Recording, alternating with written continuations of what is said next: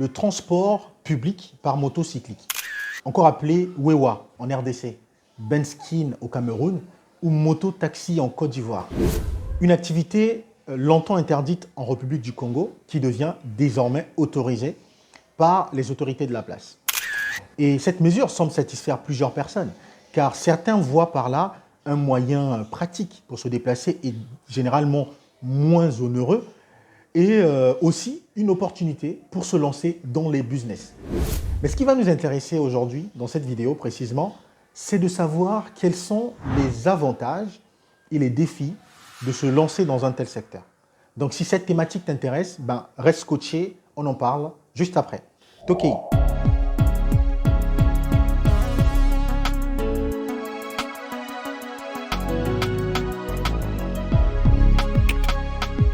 Bonjour, je m'appelle Ervan Sellé, je suis business analyst et entrepreneur. Sur cette chaîne, je te partage des astuces entrepreneuriales et salariales. Je t'aide à trouver un emploi, à te transformer et à te lancer dans tes propres business. Parce que c'est avec ça que tu changeras ta vie. Donc, si tu es nouveau sur ma chaîne, je t'invite à t'abonner et à cliquer sur la cloche de notification pour être sûr de ne rien rater de mes prochaines vidéos. Comme je le dis toujours, pour qu'une activité soit rentable et pérenne, elle doit satisfaire à un besoin. Elle doit répondre à un besoin précis. Et je peux l'affirmer sans me tromper que le business de motocyclique répond favorablement à plusieurs besoins de la population. D'abord, il permet de résoudre un gros problème dans quasiment toutes les villes africaines, celui des embouteillages. Avec une moto, il n'y a pas de raison de dire qu'on est arrivé en retard à un rendez-vous parce qu'il y avait trop d'embouteillages. On se trouvait coincé dans un bus ou dans un taxi sans possibilité de faire autrement. Avec la moto, le problème il est quasiment résolu parce qu'on peut se faufiler facilement des voitures. D'aucuns même se permettent parfois de griller les feux rouges justement parce qu'ils veulent arriver à temps. Donc, pour faire simple, le transport par motocyclique résout un gros problème que nous rencontrons quasiment tous dans nos villes africaines. Ensuite, il y a l'avantage en termes de coût. C'est un avantage qui est quasiment synalagmatique. À la fois avantageux pour le propriétaire, mais aussi pour le client. Pour le client, généralement, le transport par motocyclette coûte moins cher comparé au prix du taxi ou au prix du bus. D'ailleurs, pour ce qui est du bus, moi qui suis au Congo-Brazzaville, il est très difficile de trouver un trajet qui va vous prendre depuis votre domicile jusqu'à la destination finale. Souvent, on est amené à prendre plusieurs bus, donc c'est ce qu'on appelle le phénomène des demi-terrains au Congo. Donc, vous êtes appelé parfois à prendre 3 bus pour arriver à une seule destination. Et donc, derrière, vous perdez en temps parce que chaque fois, vous devez soit descendre pour prendre un deuxième, soit le contrôleur doit s'arrêter pour récupérer l'argent de tout le monde pour être sûr que le deuxième trajet sera payé. Donc, c'est vraiment une perte de temps et aussi d'argent parce que vous êtes amené à payer 3 fois le prix d'un. Avec une motocyclette, c'est très simple. Vous payez votre course, il vous ramène à destination. Il n'y a pas d'arrêt de bus, à la différence des bus, justement, où on va s'arrêter pour déposer quelqu'un. Souvent, vous êtes 2 ou 3, ça dépend de quelle ville, mais au Congo, je pense que c'est maximum 2 personnes. Donc, c'est quasiment un taxi, mais avec plus de facilité de se mouvoir. Pour le propriétaire, c'est aussi avantageux en termes de coûts de démarrage. Généralement, c'est moins cher. C'est des coûts qui vont varier entre 350 000 et 600 000.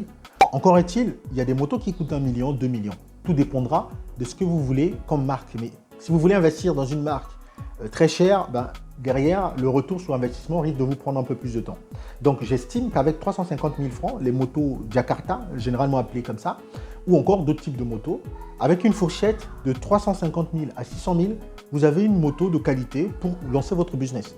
C'est qu'il y a quand même différent quand on veut se lancer dans le business de taxi ou dans le business de bus, tout simplement. Ça coûte énormément cher. Et en termes de consommation d'énergie, c'est encore tout bénef parce que la moto ne consomme pas autant d'énergie que le taxi ou le bus. Ce n'est pas tout. Rouler à moto, c'est aussi un soulagement. Fini les bus où on se trouvait coincé comme des poissons dans une boîte de sardines. Entre la personne qui hurle dans son téléphone, comme si pour elle, le réseau se captait mieux en criant, et l'autre qui va vous raconter sa vie ou simplement sa recette de pâte d'arachide qu'il a cuisinée hier. C'est comme si vous lui avez demandé quelque chose ou comme si vous lui avez signalé que vous aviez les intentions de devenir cuisinier. Il y a aussi un autre problème que nous avons souvent du mal à dire, à signaler. C'est le problème des odeurs. Tout le matin, vous rentrez dans un bus, vous pouvez succomber par des odeurs. Des personnes pour lesquelles prendre une douche, c'est aussi improbable que voir une souris danser. Donc, en gros, il y a quand même pas mal d'avantages en empruntant une moto-taxi, mais aussi en se lançant dans ce business. On ne va quand même pas se leurrer. Comme toute activité, il y a des avantages, il y a aussi des défis. J'ai envie de dire défis, plutôt inconvénients, parce que dans un business, les inconvénients sont réellement les défis à surmonter, à condition de mettre en place un système qui fonctionne, mettre en place les garde-fous pour contourner le problème. Parmi les défis, on va citer par exemple la concurrence ultra élevée. C'est un business qui attire beaucoup d'entrepreneurs parce qu'il faut reconnaître que le coût de démarrage est assez faible. Donc tout le monde quasiment peut se permettre. Un étudiant, un fonctionnaire de l'État, un agent du privé, un entrepreneur tout simplement. En gros, plusieurs personnes ont la capacité financière de démarrer ce business. Ce qui rend la concurrence ultra rude. Ce qui fait que quand vous décidez de vous lancer, il est essentiel peut-être de mettre en place un système qui va vous permettre de vous démarquer de vos concurrents. Il y a aussi un défi concernant la réglementation. Comme j'ai cité au début de cette vidéo, au Congo par exemple, c'est un business qui avait été très longtemps interdit, ce qui faisait que toutes les personnes qui osaient le faire étaient des personnes hors la loi. Donc, en fonction de la zone géographique dans laquelle vous êtes, parce qu'il y a même des pays où c'est autorisé dans les périphéries, mais pas dans les zones urbaines. Donc encore il est important de pouvoir connaître la réglementation. Il peut y avoir des restrictions ou des règles de sécurité à respecter. La moto doit être enregistrée, le chauffeur, le conducteur, désolé, doit avoir sa carte ou son permis, doit avoir un certain nombre d'autorisations accordées par l'État. Enfin, il y a un défi énorme qui est souvent difficile à relever, c'est celui du risque d'accident. En gros, quand on se trouve sur une moto, on est beaucoup plus vulnérable aux accidents de la route que lorsqu'on se trouve dans une voiture. Parce qu'en fait, un moindre faux mouvement, ou un semblant même de mouvement, peut entraîner le conducteur à se retrouver dans un caniveau ou au bord de la route. Donc, c'est vraiment le problème. Ce qui fait que beaucoup de gens, face à ce risque, ont tendance à se dire « ça ne vaut pas la peine de pouvoir investir », sachant que le risque lié aux accidents est beaucoup plus élevé. Alors, si malgré tout, et en dépit de tous les défis que j'ai soulevés, vous tenez à cœur de vous lancer dans ce secteur, ce que je peux vous conseiller, c'est déjà dans un premier temps de pouvoir choisir une moto de marque.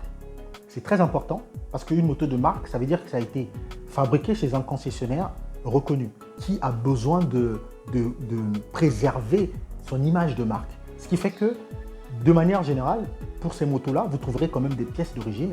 C'est que vous réduisez les coûts d'entretien parce que si les pièces sont de bon état, généralement, vous n'allez pas racheter de temps en temps. Il y a aussi, j'en reviens sur le mot entretien, donc l'entretien à respecter, s'il y a la vidange à faire, s'assurer que tout se passe très bien, vraiment avoir un plan de maintenance régulier afin de pouvoir préserver votre matériel. Le deuxième point que je vais peut-être vous conseiller, ça serait de mettre un accent particulier sur le service client. Vous savez, c'est toujours important, vous allez quelque part, on vous reçoit comme un chef. Vous imaginez que vous prenez une moto et que le gars vous dit « Bonjour madame, je suis monsieur X et je suis très heureux de vous avoir à bord ». C'est pourtant rien du tout. Mais le fait même de saluer et de faire savoir à la personne que vous êtes très heureux de la recevoir, ça touche et ça fait du bien. Ce qui fait que ces clients-là qui viendront vers vous, mais pourront être amenés à prendre le numéro de téléphone pour vous contacter parce que vous êtes courtois, vous êtes bienveillant, vous êtes avenant et que sais-je encore. Donc c'est très important pour moi de mettre un accent particulier sur le service client. Mais vous pouvez aussi essayer d'augmenter votre chiffre d'affaires en créant une page Facebook, par exemple. Vous mettez le numéro de vos conducteurs et de temps en temps, on peut les appeler, ne fût-ce que pour des livraisons. Voilà, plutôt que de faire que des courses pour des clients, faites des livraisons à domicile, des choses comme ça. Ça peut faire que vous vous démarquez des autres. Pour cela, il est de votre devoir de former vos conducteurs, de les apprendre à être courtois, à bien parler aux clients, à savoir comment les mettre à l'aise et ainsi de suite. Mais aussi en termes de recrutement, de vous assurer de prendre des gens qui roulent pas en état d'ivresse, des personnes responsables et sérieuses. Ça, c'est important. En résumé, je pense, c'est mon avis justement, j'attends votre avis dans les commentaires, que lancer un business de motocyclique, c'est pas si mal en soi, à condition de pouvoir respecter un certain nombre de critères, de pouvoir choisir des chauffeurs responsables et respectueux, de pouvoir mettre en place des garde-fous pour des questions de sécurité.